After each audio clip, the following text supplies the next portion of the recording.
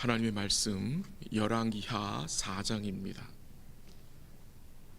열왕기하 4장 1절에서 7절입니다.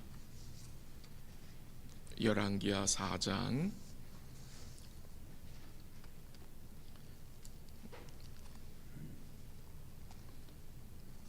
1절에서 7절까지 한 절씩 교독하겠습니다.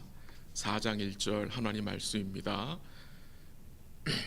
선지자의 제자들의 아내 중에 한 여인이 엘리사에게 부르짖어 이르되 당신의 종 나의 남편이 이미 죽었는데 당신의 종이 여호와를 경외한 줄은 당신이 아시는 바니이다. 이제 빚준 사람이 와서 나의 두 아이를 데려가 그의 종을 삼고자 하나이다 하니 엘리사가 그에게 이르되 내가 너를 위하여 어떻게 하랴? 내 집에 무엇이 있는지 내게 말하라.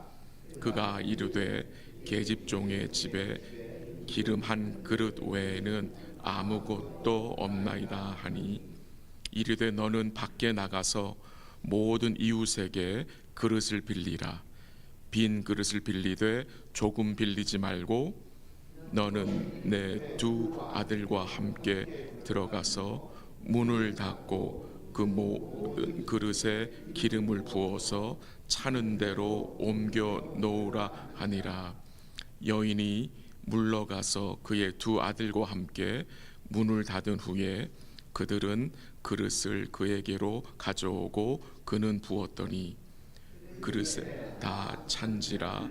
여인이 아들에게 이르되 또 그릇을 내게로 가져오라 하니 아들이 이르되 다른 그릇이 없나이다 하니 기름이 곧 그쳤더라. 함께하죠. 그 여인이 하나님의 사람에게 나아가서 말하니 그가 이르되 너는 가서 기름을 팔아 빚을 갚고 남은 것으로 너와 내 두 아들이 생활하라 하였더라. 아멘. 열왕기하 4장에 보면은 이 엘리사 선지자가 행한 4개의 기적이 나옵니다. 오늘 본문은 첫 번째 기적이에요.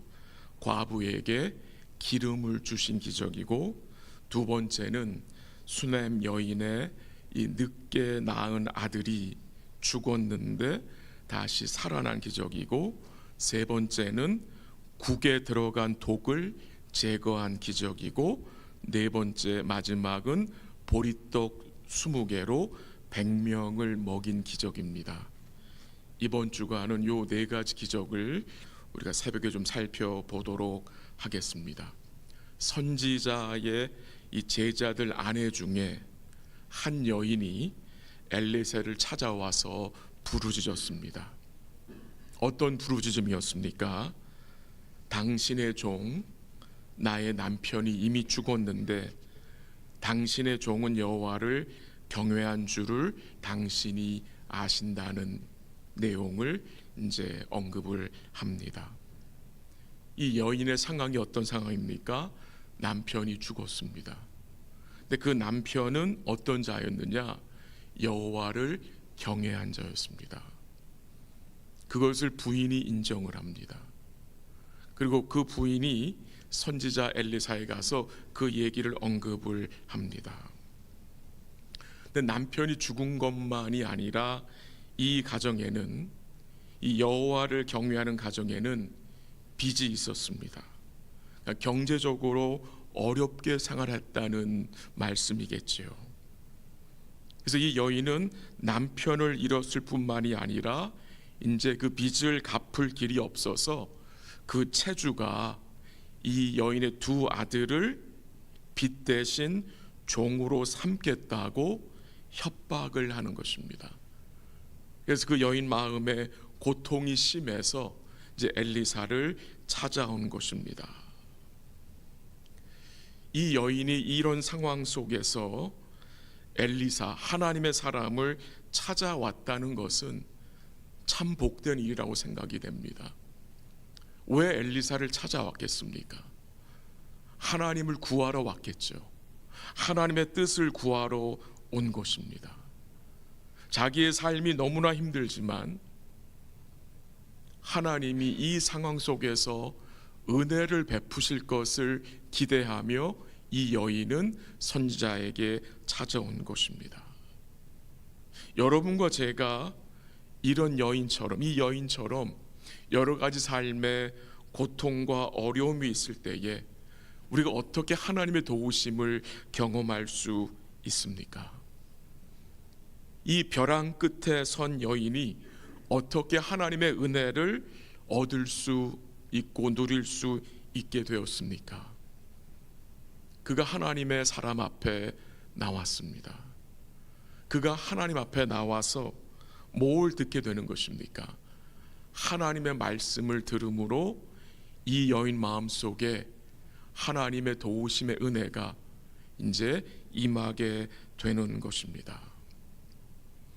엘리사를 찾아온 이 여인에게 하나님의 사람 엘리사가 무슨 말을 했습니까? 너의 집에 있는 것이 무엇이냐라고 물었습니다. 그랬더니 이 여인이 뭐라고 말합니까? 집에 기름 한 병 외에는 아무것도 없다고 말했습니다. 이 기름도 소량의 기름입니다. 작은 양의 기름을 말합니다. 때로는 주님이 우리가 가지고 있는 아주 작은 것을 사용하셔서 주의 은혜를 경험하게 하실 때가 있습니다. 그리고 엘리사가 이 여인에게 뭐 합니까? 하나님의 말씀을 전합니다. 어떤 말씀이었습니까? 한번 3절 같이 읽어볼게요. 시작. 이르되 너는 밖에 나가서 모든 이웃에게 그릇을 빌리라.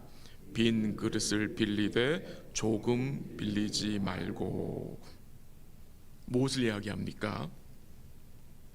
할 수 있는 대로 이웃에게 가서 그릇을 빌려오라는 것입니다.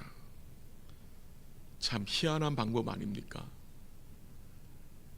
지금 빚이 많은 여인에게 가장 쉬운 방법은 빚을 갚을 수 있는 돈을 주면 제일 쉬운 방법인데 그 방법이 아니라 상상하지 못한 방법을 하나님 말씀하십니다.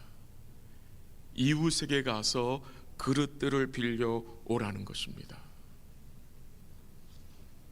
이 여인의 입장에서는 이 그릇을 빌려오는 거 굉장히 번거로운 일이었을 것입니다.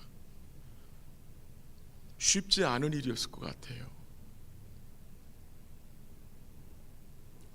그런데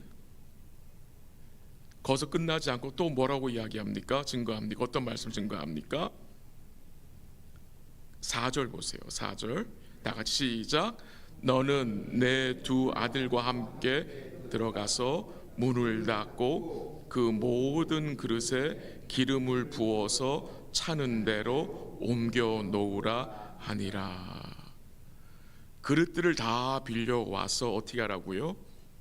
너는 그 너의 두 아들과 함께 집에 들어가 문을 닫고 그 모든 빈 그릇에 기름을 부으라고 합니다. 근데 그 하나님의 사람의 말씀에 이 여인이 아무 이유를 묻지 않고 어떻게 합니까? 순종을 하는 모습이 나타납니다. 이 여인의 모습이 그 당시 이스라엘 백성들이 하나님의 말씀을 받지 않았던 그 모습과 대조가 되는 것 같습니다. 이 고통 중에 있는 이 여인이 하나님의 말씀에 믿음으로 반응한 것을 보게 됩니다. 그래서 그 빌려온 그릇에 어떻게 합니까? 집안에 들어가서 문을 닫고 이제 기름을 그릇에 붓기 시작합니다. 원래 이 여인의 집에는 소량의 기름밖에 없었어요. 작은 양의 기름만 있었는데 계속해서 빈 그릇에 기름을 부어도 기름이 떨어지지 않았다는 것입니다. 하나님 놀라운 은혜를 베풀어 주신 거죠. 저는 그 5절 말씀에 그 문을 닫습니다. 문을 닫고 닫고 이제 두 아들과 함께 기름을 부으라고 하셨는데요. 이 문을 닫는다는 말씀을 생각하면 그 기도에 대해서 주님 말씀하신 내용이 생각이 납니다. 주님이 기도에 대해서 가르치실 때에 문을 닫으라는 말씀을 하신 적이 있습니다. 한번 제가 읽어드릴게요. 들어보세요. 마태복음 6장 6절인데요. 너는 기도할 때에 내 골방에 들어가 문을 닫고 은밀한 중에 계신 내 아버지께 기도하라. 은밀한 중에 보시는 내 아버지께서 갚으시리라. 기도할 때 문을 닫고 기도하라고 말씀을 하세요. 은밀한 중에 계신 아버지가 갚으시는, 은혜를 베푸신다고 약속을 하시는데, 때론 우리가 문을 닫아야 할 때가 있는 것 같습니다. 문을 닫아야 할 때, 문을 닫고 내가 하나님과 1대1로 만나는 것, 그 시간을 통해 하나님이 우리에게 어떻게 하십니까? 은혜를 주십니다. 이 여인이 두 아들과 함께 집 안에 들어가 문을 닫고 기름을 부을 때에 그 기름이 그치지 않았다고 했습니다. 한번 그 상황을 상상해 보시기 바랍니다. 그 작은 병에서 기름을 따르는데 기름이 그치지가 않아요. 그 여인과 두 아들이 얼마나 기뻤겠습니까? 야, 이 기름이 떨어지지 않는다. 기름이 그치지 않는다. 하나님의 도우심의 그 은혜를 이 여인이 두 아들과 함께 경험하게 된 것이죠. 이 여인이 어떻게 그 힘든 상황 중에 하나님의 도우심의 은혜를 그가 경험할 수 있었습니까? 물론 하나님의 전적인 은혜입니다. 그러나 이 여인이 하나님의 은혜를 누리게 된 것은 하나님이 허락하신 은혜의 수단을 이 여인이 무시하지 않았기 때문입니다. 만약에 이 여인이 하나님이 하신 그 말씀, 그릇을 빌려와서 집에 들어가 문을 닫고 기름을 부으라는 그 말씀을 이 여인이 무시했다면 이 여인은 하나님의 베푸시는 갚으심의 은혜를 누릴 수 없었을 것입니다. 이 여인은 하나님의 사람 엘리사가 전해준 그 말씀을 어떻게 했어요? 가볍게 여기지 않았다는 것입니다. 하나님이 허락하신 그 은혜의 수단을 이 여인은 무시하지 않았다는 것입니다. 문을 닫고 집에 들어가 이 문을 닫는 것, 의심과 염려와 두려움의 문을 닫고 주를 바라볼 때에 하나님이 은혜를 베풀어 주십니다. 이 여인은 채주에게 빚을 갚을 길이 전혀 없던 여인입니다. 이 여인은 전적으로 무능력한 여인입니다. 어쩌면 이 여인의 모습이 우리의 모습을 반영해 줄지도 모르겠습니다. 우리가 만나는 여러 가지 어려움과 해결하지 못하는 상황들이 얼마나 많습니까? 얼마나 많습니까? 그래서 여러분과 저는 오직 하나님의 은혜만을 의존할 수밖에 없는 자들입니다. 하나님의 은혜가 아니면은 우리는 살 수 없는 자들입니다. 그래서 우리는 하나님 앞에 달려 나오는 것이고요, 하나님의 말씀을 붙드는 것이고요, 예수님을 의지하는 것입니다. 마지막으로 이 여인이 빈 그릇에 기름을 부은 후에 무엇을 했습니까? 7절입니다. 한번 같이 읽을까요? 시작. 그 여인이 하나님의 사람에게 나아가서 말하되 그가 이르되 너는 가서 기름을 팔아 빚을 갚고 남은 것으로 너와 내 두 아들이 생활하라 하였더라. 저는 이 모습이 너무 놀랍습니다. 만약에 제가 이 여인의 입장이었다면 기름을 빈 그릇에 다 붓고 하나님의 사람에게 나가지 않았을 것 같습니다. 모든 것을 다 하나님 해결한 걸 생각했을 것 같아요. 근데 이 여인은 어떻게 합니까? 기름을 다 그릇에 채우고 난 후에 그것을 그대로 놔두고 다시 엘리사를 찾아갔습니다. 다시 나아갔습니다. 그리고 엘리사에게 다시 하나님의 말씀을 받게 된 것입니다.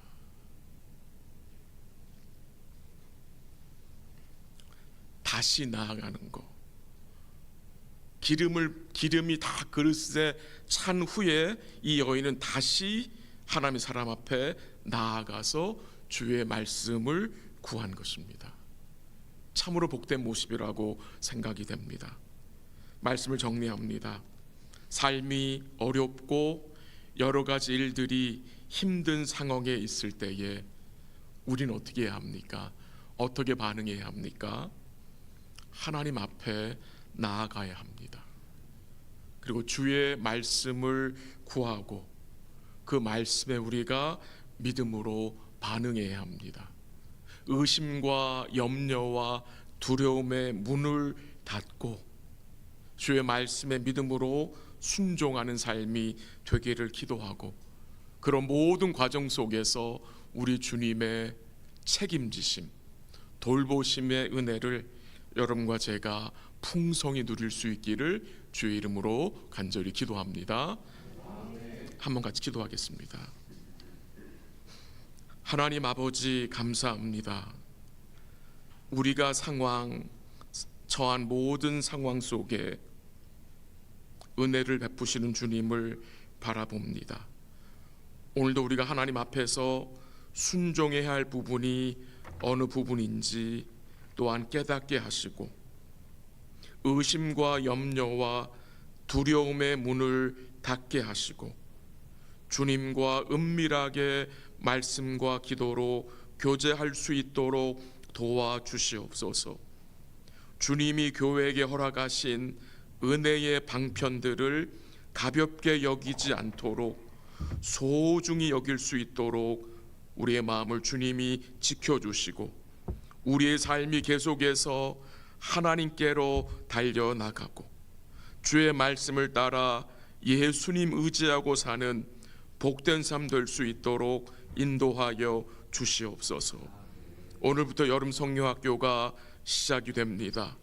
4일 동안 주께서 은혜와 긍휼을 우리 자녀들에게 허락하여 주시고, 우리 자녀들이 부드러운 마음으로 열린 마음으로 참여케 하시며, 말씀을 듣는 가운데 예수님을 만나게 하시고, 예수의 사랑과 그 예수의 은혜를 깨닫고 믿고 감사하며 주를 찬송할 수 있는 복된 시간 될 수 있도록 인도하여 주시옵소서. 우리 자녀들이 어려서부터 예수님을 알고 예수님을 만날 수 있도록 자녀들 마음속에 예수님이 받아들여질 수 있도록 은혜 내려 주시옵소서. 섬기시는 디렉터들과 교사들과 봉사하는 모든 분들에게 지혜를 주시고 힘을 주시고 지치지 않도록 붙들어 주시며 4일 동안 안전하게 또한 은혜롭게 마칠 수 있도록 하나님께서 복을 내려 주시옵소서. 또 이 아침에 믿음으로 간구하는 주의 백성들의 간구에 은혜와 긍휼을 베풀어 주옵시고, 특별히 삶의 고통과 아픔과 어려움이 있는 성도들, 또 육신의 질병으로 주의 긍휼을 간구하는 성도들에게 주께서 위로하여 주시고 힘을 더하시고 회복의 은총으로 함께하여 주옵소서. 모든 것 주께 감사드리며 예수님의 이름으로 기도합니다. 아멘. 기도하시다가 돌아가시기 바랍니다.